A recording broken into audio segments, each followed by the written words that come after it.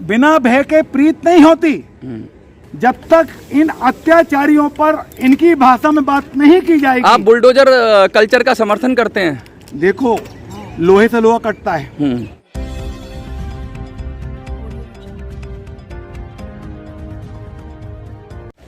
नमस्कार साथियों, मैं मनोज स्वराज स्वागत करता हूं आपका मिनी संसद के मंच पे। चलो जंतर मंतर के आह्वान के साथ दिल्ली के जंतर मंतर पे सैकड़ों की संख्या में जैन समाज के लोग आए हुए हैं।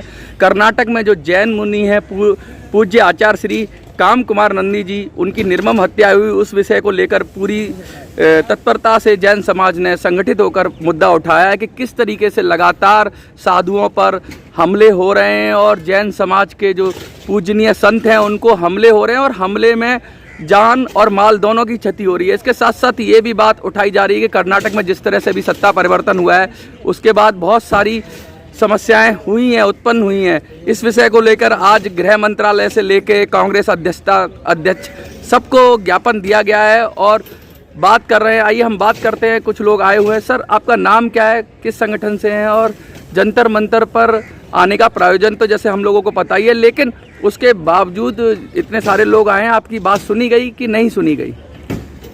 प्रणाम मित्रों, जय हिंद। मैं योगाचार्य डॉक्टर नवीन जैन हूँ और मैं बरेली भोपाल मध्य प्रदेश से हूँ और मैं पूरे देश में योग के माध्यम 30 सालों से काम कर रहा हूँ, समाज को जोड़ने का, स्वास्थ्य का और भावना योग का काम भी पूरे देश में चैनल के माध्यम से कर रहा हूँ, परमार्थ सागर जी का आशीर्वाद। तो आज हम जंतर मंतर पे आए हुए हैं।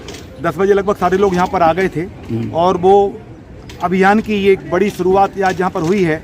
जिस प्रकार की हत्या मुनिराज के साथ हुई है 5 जुलाई को कर्नाटक में, ये हत्या मुनिराज पर नहीं हुई है, ये हत्या भारतीय संस्कृति पर हुई है। और अगर संस्कृति जिसके माध्यम से, अहिंसा के माध्यम से ये देश को आज़ाद करा गया महात्मा गांधी ने, जिनके गुरु थे श्रीमद रायचंद जी, जो दिगंबर परंपरा के जैन गुरु थे और जिनका मोदी जी ने लाल किले पे जिक्र किया था, उनको 150वीं जयंती पर अभी आज उसी परंपरा कि आज मुनि पर ये अत्याचार हुआ। और दुख इस बात का है कि आखिर सरकार चेंज होती, इतनी हौसले कैसे खुल जाते हैं इन लोगों के। ऐसे ही बीच में एक घटना महाराष्ट्र में हुई थी, पालघर में, और पूरा देश उसके साथ खड़ा हो गया था क्योंकि मीडिया ने कवरेज किया था। आज अफसोस मीडिया ने, जो मीडिया छोटी छोटी बातों को जाके कवरेज करता है कि अखलास का ये हो गया, सारा घटना कुछ भी कवरेज करता है, हेन की घटना कवरेज करता है, वो भी दुखद घटनाएं हैं। आज वो मीडिया ने आज 5 जुलाई की घटना को अभी तक नेशनल मीडिया ने क्यों नहीं उठाया? आखिर उनके घर क्यों नहीं तोड़े गए? हर जगह बुलडोजर चढ़ता है, जो 2 लोग पकड़ा उनके घर क्यों नहीं तोड़े गए? उन पर बुलडोजर क्यों नहीं चलाया गया? बुलडोजर बाबा तो यूपी में है ना। बिना भय के प्रीत नहीं होती।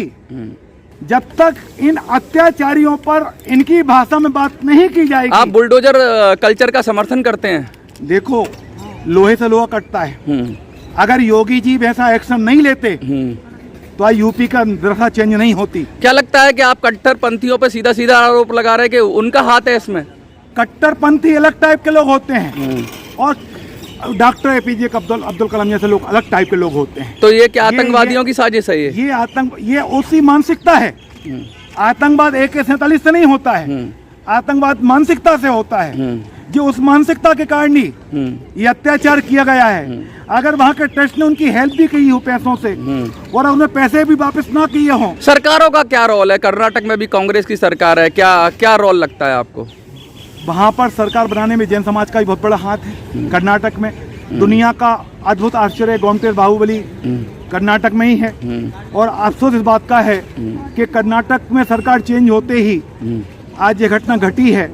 जो भगवान हनुमान जी के नाम पर सरकार आज वहाँ पर आई, हनुमान जी के आराध्य में कहा गया और आज वो हनुमान की ही परंपरा के, भगवान महावीर की परंपरा के मुनियों पर अत्याचार हुआ है। ये बहुत दुखद है। हम डॉक्टर APJ अब्दुल कलाम जैसे ऐसे देशभक्तों को मानते हैं। कौन लोग हैं? कुछ लोग क्या आपके समाज ने आइडेंटिफाई किए हैं? कोई शक के दायरे में कोई संगठन कुछ ऐसा लगा हो जिनका हाथ हो उसके पीछे? ये मात्र एक घटना नहीं है। गुजरात में बीच में एक मुनिराज पर चाकू से हमला किया गया, बीच में एक महाराष्ट्र में, बिहार पर एक सोमराज मुनिराज पर हमला किया गया। ऐसी छोटी घटनाएं हुई और कितनी साध्वी, श्वेतांबर साध्वियों पर ट्रक के माध्यम से उनको कुचला गया राजस्थान, गुजरात के, बिहार में। कौन कर रहा है और क्या फायदा होगा इससे? क्योंकि जैन समाज साधु तो किसी का बुरा सोचते नहीं है। यार वो साधु जो इतने संपन्न हो जो कभी जो अमेरिका से नौकरी छोड़ के आए हों, आज जैन समाज का साधु सबसे ज़्यादा पढ़ा लिखा है। MBA, CA, M.Tech, B.Tech और सारे बच्चियाँ पढ़ी लिखी हैं और सारे साधु बाल ब्रह्मचारी हैं 99%। और सब सुविधाएं छोड़कर, अमेरिका की नौकरियां छोड़कर भगवान की महावीर के अहिंसा के मार्ग को चुना है, क्योंकि जो भारत देश इसी परंपरा का देश है, ऋषभ देव की परंपरा का देश है। ऋषभ देव के पुत्र भरत के नाम से देश का नाम हुआ है, उस परंपरा का देश है और उस परंपरा पे चलने का उनका हक है। और जिनका इस देश में हक है, आज उन पर कुठाराघात हो रहा है। इतनी पुरानी परंपराएं, 2000 साल से ज्यादा पुराना इतिहास है। संवेद शिखर की भी बात हो रही है अभी, वो भी मुद्दा बड़ा गरमाया था। तो क्या जैन समाज जो हमेशा शांत रहता था, अब उसको समय आ गया है कि उसको भी अपने हकों के लिए आवाज उठानी चाहिए? नहीं, बिल्कुल उठानी चाहिए, क्योंकि सरकार चलती है संख्या के बल पर। जैन समाज की गणना बीच में जो हुई थी, उसमें वो सब नवीन कुमार लिखते थे। मैं जैन नहीं लिखता था, नवीन कुमार लिख दिया, सिंघई लिख दिया, वासल लिख दिया, गोप लिख दिया, गोधा लिख दिया, खंडेलवाल लिख दिया। तो हमें हिंदुओं में चले जाते थे रिलीजन में, इसलिए हमारी संख्या कम काउंट की गई। अब एक अभियान चलाया गया है नई संख्या में कि जैन के आगे जैन ही लिखा जाए, जिससे पता चलेगा कि लगभग हम 2 करोड़ के ज्यादा हैं और सबसे प्राचीन संस्कृति है ये। इससे प्राचीन भारत की संस्कृति नहीं है। जब भी आप प्राचीन मूर्तियां खोदेंगे, आपको ऋषभ देव निकलेंगे, आपको आदिनाथ निकलेंगे, आपको महावीर स्वामी निकलेंगे। और जो चक्र है 24 चक्र, ये 24 तीर्थंकरों के प्रतीक है। आप कल्पना करेंगे, जो सिंह का प्रतीक है, जो भारत का, जो भगवान महावीर का चिन्ह है, क्योंकि हम अहिंसक हैं, लेकिन अहिंसक के साथ साथ हम सिंह प्रवृत्ति के हैं। और उस डरते नहीं है किसी से। नहीं, क्यों डरेंगे? भगवान जो सत्य पर चलेगा, जो ईमानदारी चलेगा, वो बेईमानों से क्यों डरेगा? बेईमान डरता है, हम तो बेईमान है नहीं ना। ईमानदारी से मेहनत करते हैं, पसीना बहाते हैं, अपने बच्चों को व्यापार में लगाते हैं और इस व्यापार में लगाकर अपनी मेहनत से कमाते हैं, सरकार को टैक्स देते हैं, GST भरते हैं और टैक्स से देश चलता है। और हमारे पास 10 नौकर चलते हैं, उनका परिवार चलता है, उसके साथ हमारा परिवार भी चलता है, जिसका सूत्र है जियो और जीने दो। जो आज आपने ज्ञापन है वो कहाँ दिया है और क्या क्या उम्मीद रखे रहे हैं आप? ज्ञापन सोनिया गांधी जी को दिया है, राहुल जी को दिया हुआ है, खड़गे जी को दिया हुआ है, क्योंकि आज अधिकांश लोग मीटिंग में गए हुए हैं, और गृह मंत्री जी को दिया हुआ है। आज वहाँ पर ये ज्ञापन दिए हुए हैं कि जैन समाज का एक हर जगह प्रदेश में आयोग बने और उनमें जैन आयोग की मांग कर, जैन आयोग की मांग, अल्पसंख्यक आयोग तो है ही है, उसी में जैन आयोग बनाया जाए। जैसे हमारे अल्पसंख्यक मुस्लिम भाइयों का एक अलग उनका व्यवस्था है, अलग प्रकोष्ठ हो जाए। अगर प्रकोष्ठ बनेगा, उसमें हमारे साधुओं की क्या व्यवस्थाएं होती हैं, उन साधुओं का जब बिहार हो तो बिहार के समय रास्ते में एक थाना दूसरे थाने को सूचित करे और वहाँ की रास्ते उनकी सुरक्षा की जाए। इनका एक 4 या 6 फीट का एक रोड हो, उस रोड की इनको जगह छोड़ी जाए, यहाँ ये बिहार कर सकें। और जहाँ व्यवस्था ऐसी ना हो, वहाँ पुलिस की व्यवस्था इनको मिले, जिससे व्यवस्थित चल सकें, व्यवस्थित पहुँच सकें। ये सरकार का दायित्व है। दिल्ली के जैन समाज को क्या कहना चाहेंगे और पूरे देश के जैन समाज को जो आपको देख रहे हैं? देखिए, दिल्ली एक मुखर आवाज है पूरे देश की, और दिल्ली की मुखर आवाज का स्थान है जंतर मंतर। जंतर मंतर की आवाज हमने अन्ना जी का जो आंदोलन किया था, वो आंदोलन पूरे देश में सुनी गई थी। रामदेव बाबा का आंदोलन किया, पूरे देश सुनी गई थी। आज पुनः एक अहिंसक आंदोलन यहाँ पर शुरुआत की गई है।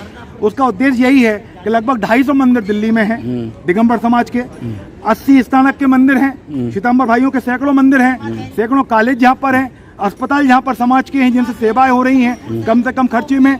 ये सारी समाज काम कर रही है। लाल किले के सामने लाल मंदिर, इसकी गौरवशाली इतिहास है। उसी परंपरा में सारे हमारे गुरुद्वारे भाई हैं, हमारा जामा मस्जिद लगी हुई है, सारी संस्कृति जुड़ी हुई हैं। ये वो देश है, ये वो प्रदेश है, और ये वो दिल्ली का वो स्थान है। यहाँ से हम भारत की अनेकता में एकता की बात करते हैं। संदेश ये देना चाहते हैं कि अहिंसक समाज के साथ 2 करोड़ खड़े नहीं होंगे, 20 करोड़ खड़े नहीं होंगे, 40 करोड़ नहीं होंगे, 140 करोड़ लोग खड़े हो जाएंगे, क्योंकि अहिंसा पर प्रहार है।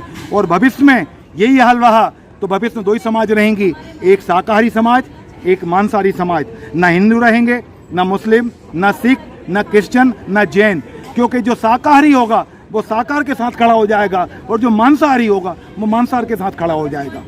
तो इसी भावना से जुड़िएगा इस अभियान से। मैं अहिंसा योग फाउंडेशन का चेयरमैन हूँ, और मैं चाहता हूँ आप इससे जुड़ें। 983763 6708। इस अभियान को गति दें। जय भारत, जय हिंद। आचार्य शांति सागर जी से लेकर आचार्य विद्यासागर जी से लेकर आचार्य प्रज्ञा सागर जी, सुनील सागर जी, मुनि प्रमाण सागर जी, मुनि सुधा सागर जी और सभी भगवंतों को नमन करते हुए इस अभियान को आप आगे बढ़ाएं। इसी भावना के साथ सभी को जय भारत, जय हिंद, जय प्रणाम, सभी को प्रणाम, जय जिनेन्द्र।